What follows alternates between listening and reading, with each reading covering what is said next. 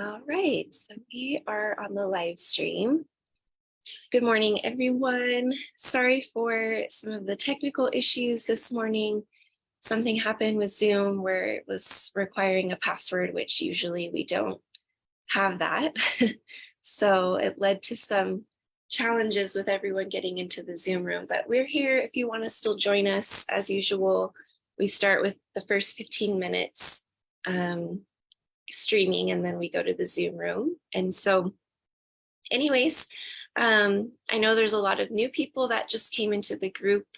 And so I want to welcome you all and say that you're welcome here. We have prayer every Wednesday morning at 6:15 a.m. Mountain Standard Time.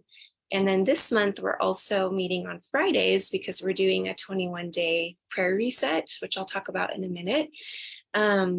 But yeah, I encourage you to join in the Zoom room when you can, just because you get more of that interaction with the ladies, fellowship time, where we actually do pray together. And Fridays are specifically about like intercession, and we spend pretty much most of our time actually interceding, whereas Wednesdays we do a little bit more of a teaching activation time, and then we go into prayer. So just wanted to give you an update or heads up on that. And then you've probably seen me talk about the intensive prayer workshop that's starting on the 27th. So we're less than 2 weeks away from that. And it's going to be 4 days, and it's going to be morning prayer, 6:30 a.m., and then evening teaching session. And that's at 6 p.m. Mountain Standard Time. And so I encourage you to come to that, especially if you want to continue growing in developing your prayer life, as well as overcoming spiritual attack, growing in, just knowing how to pray for our families in a way that brings just the power of God in our homes, overcoming struggles, really finding victory in those things. I'm going to do actually a group inner healing session, which will be awesome, and sharing, potentially some just words with you, words of encouragement. And so those actual like RSVP events, you'll see in the events tab, or I've even posted some on like the featured section of the group. So you can check that out and RSVP if you want to be a part of that. That way you can be notified about the times. It reminds you, on your calendar when those times are coming up. So just wanted to remind everyone about that. And feel free to invite people to come as well if you want to, if there's just someone on your heart that you feel like would really benefit from that.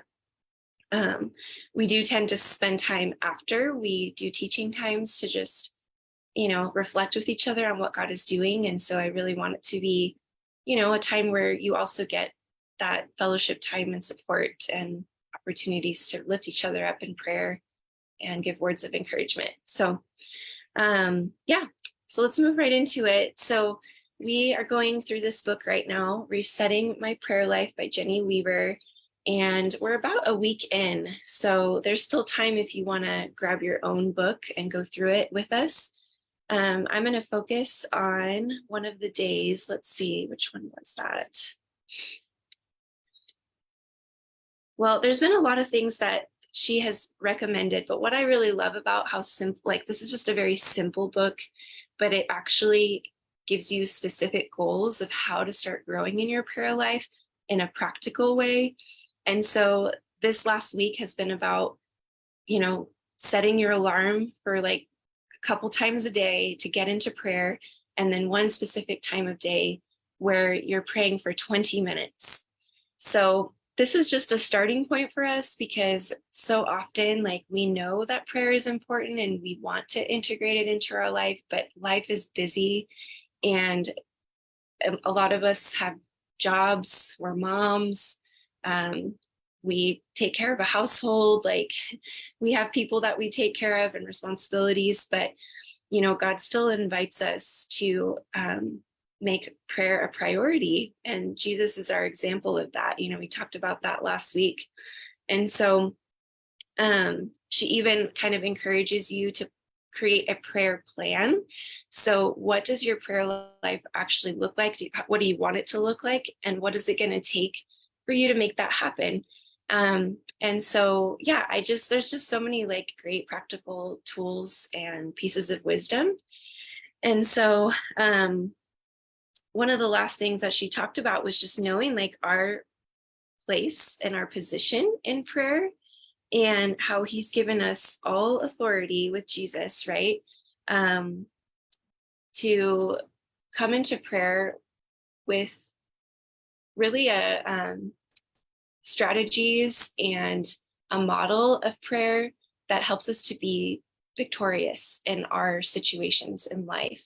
And so I really loved that. But the next day, which is day 9, talks about our purpose in prayer.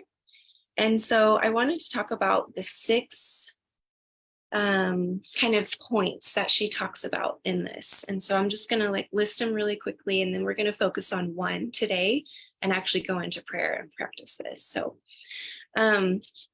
what she says is, have you ever sat down and really thought about your purpose in prayer?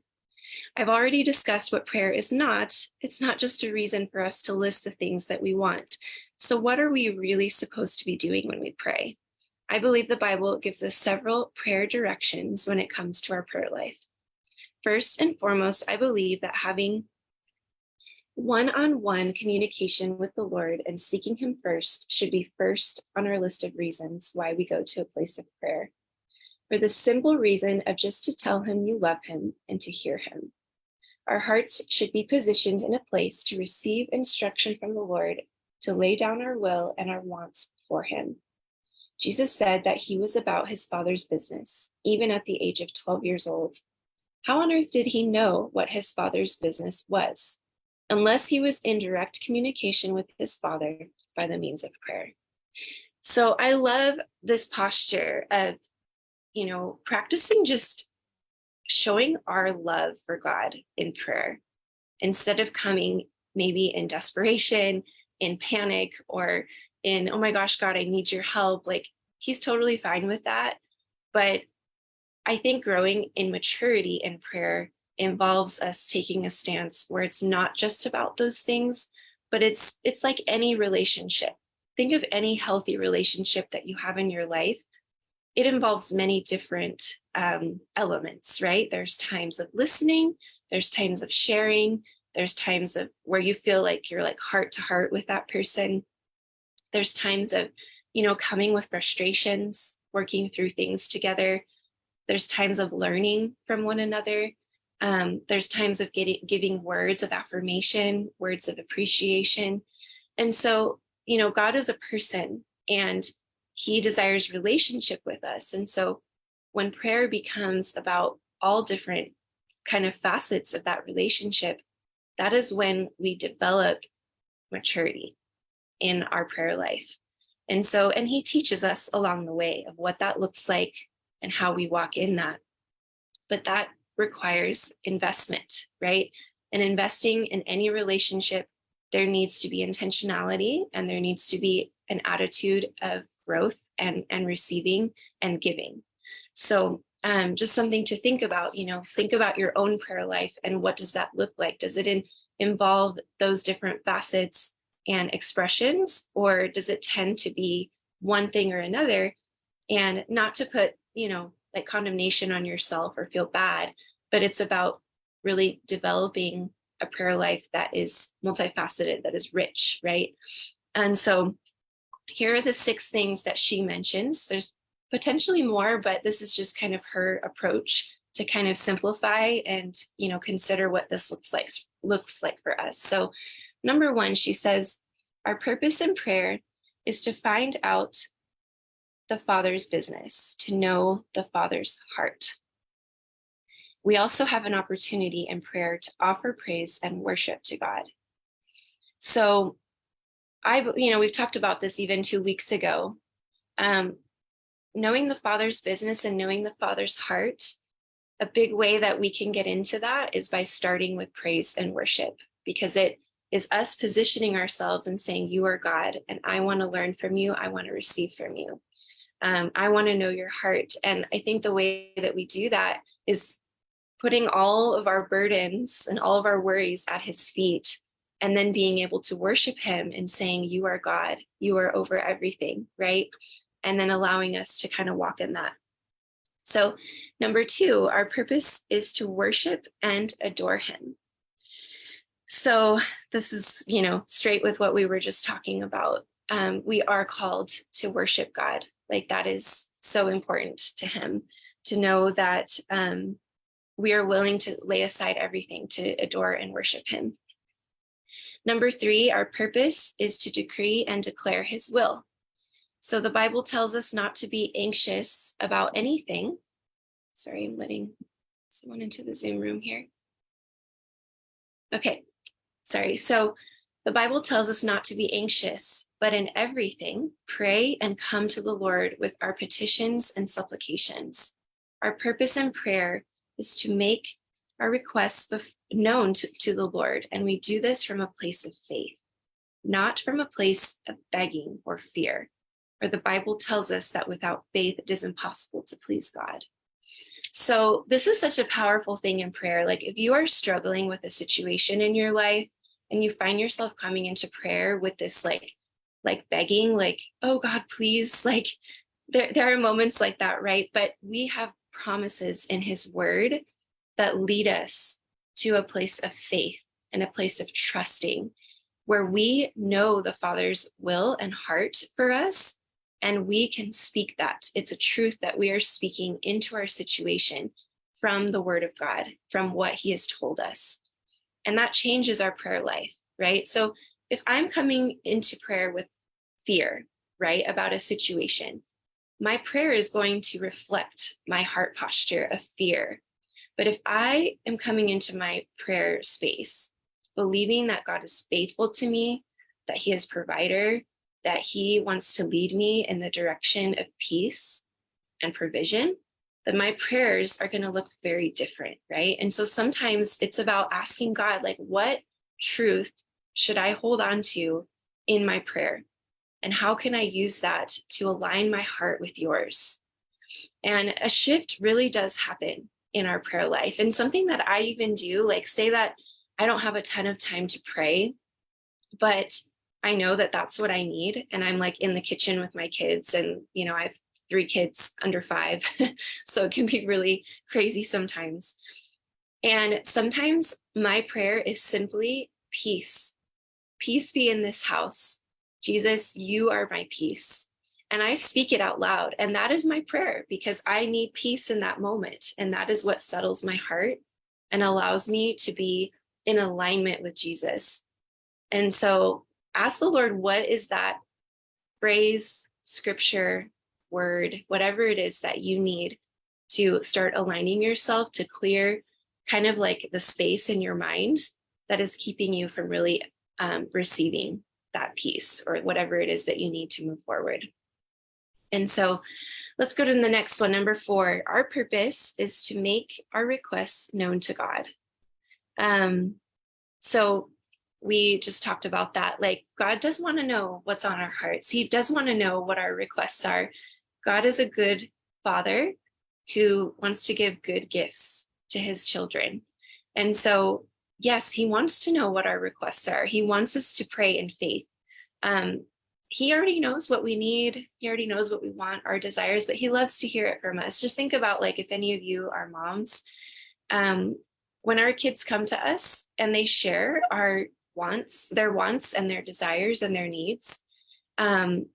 Sometimes when they're really little and they ask over and over and it's like, sorry, no, not right now. That can be a little bit hard, but most of the time it's like, we want our kids to come to us and tell us what they need, right? Like, we don't want them going to the neighbor and saying like, well, I don't want to tell my mom, so I'm going to tell you what I need. Like, we would feel like so hurt by that, right? Like, we want to love and provide for our children. So God is the same way. Like, his heart is about meeting our needs, and even just coming to us with like, thank you, daughter, for coming to me and sharing your heart with me, And so don't ever feel like you can't do that, because that's what he desires. The next one, our purpose is to confess and to forgive. So yeah, confession is really important. And the reason why it's important is because even, confession, I think of that verse, if we confess with our mouth that Jesus is Lord, there are shifts that take place with that. And so confession, even with, like, I confess that I have been partnering with fear. I confess that I have been really anxious and pushing you aside, God. Or I confess that I have been really short with my kids and I'm struggling with patience. When we confess it to the Lord, that opens us up to receive healing and to receive forgiveness and to receive like restoration in that area of our life. So I'm a big believer in speaking out what is occurring in our minds, because it removes the power that is there, and it almost like pushes out the darkness that comes with that condemning thought, or that thought that is bringing us pain, or creating distance in our relationship with God or with other people. And so death and life comes from the tongue. That's what the word says. And so when we speak out and confess the things that are affecting us, it gives space for the Lord to come and move and bring us what we need to dispel that darkness and to bring, hope and restoration to that area. And so, yeah, we should also be asking for forgiveness and also forgiving others for the things that they do to us, because unforgiveness is an open door for the enemy to come in and start bringing torment in our life. Because forgiveness is unforgiveness, is actually a very damaging thing to our lives. And sometimes it's just speaking out like, I choose to forgive this person because I'm not going to allow darkness in my life, and I'm not going to allow the enemy to come in, swoop in, and start bringing his lies and his devices and his torment, right? So that's why this decision is so important to, dispel lies and remove the darkness that is brought in by sin and by unforgiveness. So yeah, prayer is a key way for us to really dispel that. Let's see. Our purpose is, I already read that one. Okay, the last one. Our purpose is to bind and to loose. So I actually have a little bit different kind of verbiage that I like to use with this. And really what she's talking about here is coming against forces of spiritual darkness, because Satan is real and he continues to, have a certain amount of dominion over this earth. I mean, we see all the evil that is around us and all things that go on.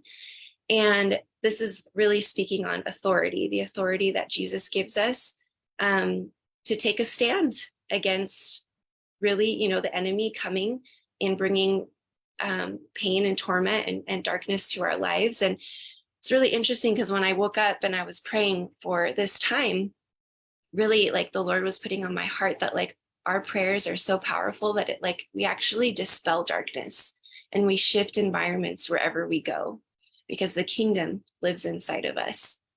And so, that we'll get into more of what that actually looks like. I love knowing our authority and praying in authority,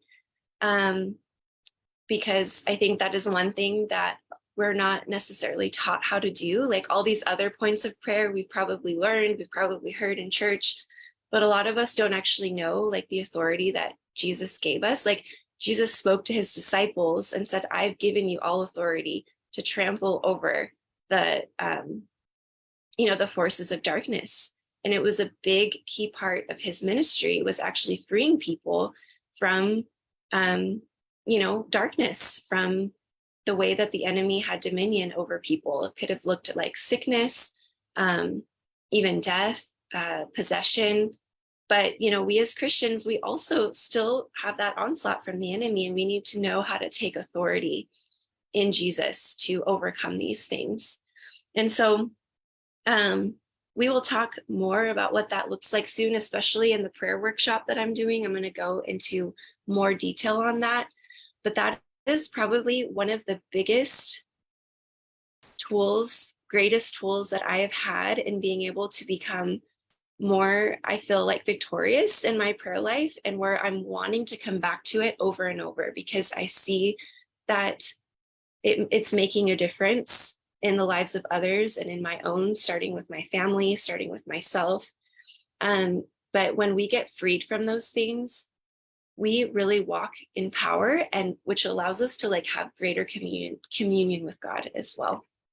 So yeah, I want to encourage you. We're going to kind of get off the live stream right now and just have some time of prayer within the Zoom room. So if you're listening and you want to join, the link is on there.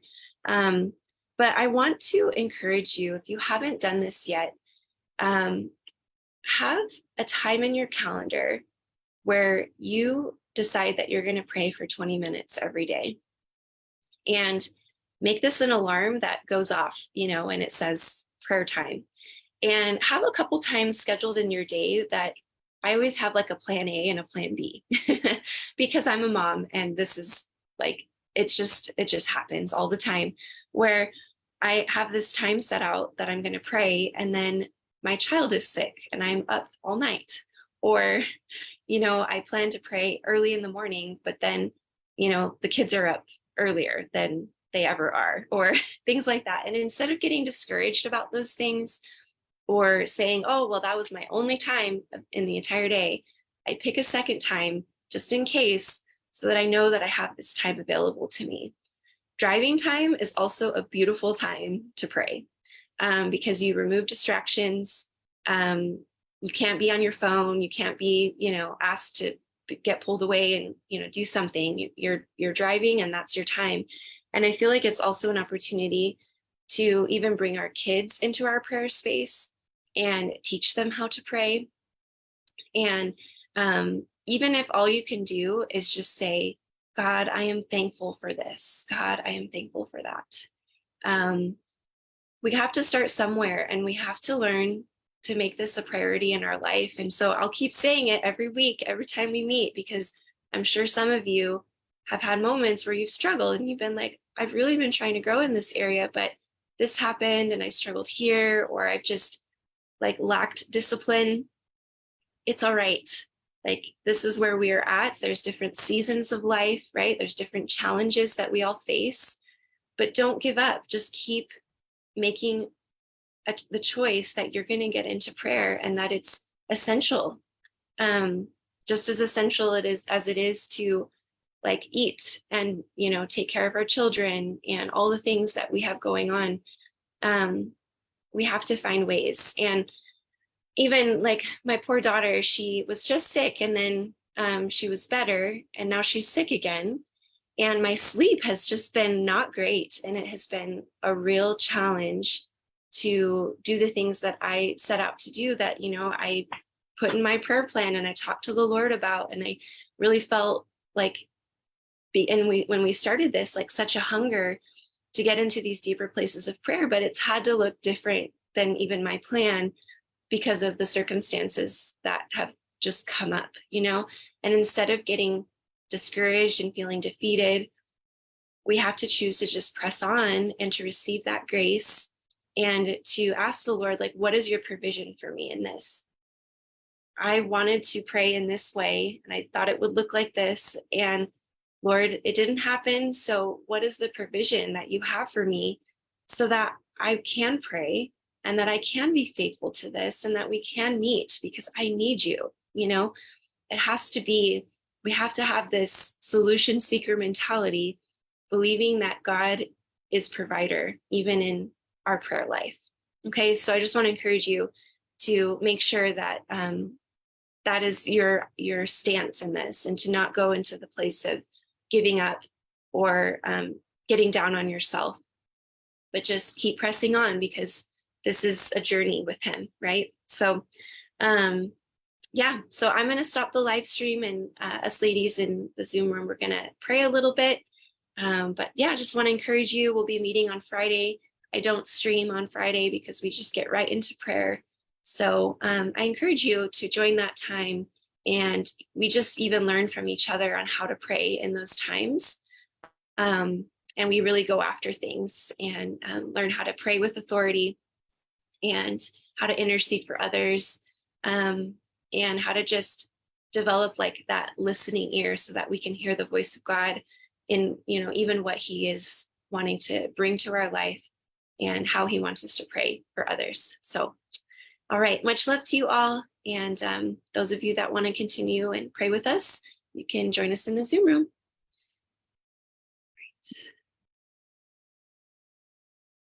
Okay, see you later.